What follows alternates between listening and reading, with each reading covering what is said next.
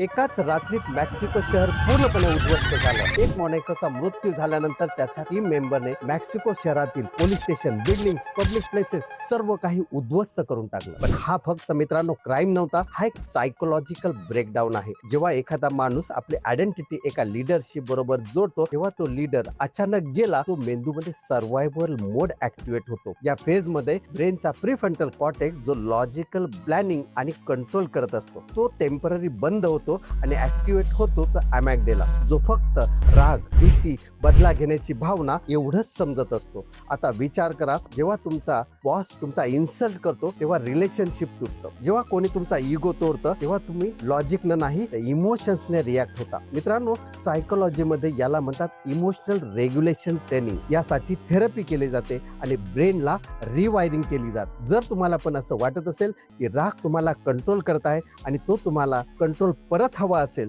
तर या 5 useful tips मी तुम्हाला देत आहे. फक्त फॉलो करा आणि कमेंट करा मोनॅको, आणि मी लगेच तुम्हाला सेंड करतो. आणि जर हा इश्यू खूप सिरियस असेल तर आमच्या टीमशी संपर्क करा. इन्फॉर्मेशन खाली दिलेलीच आहे.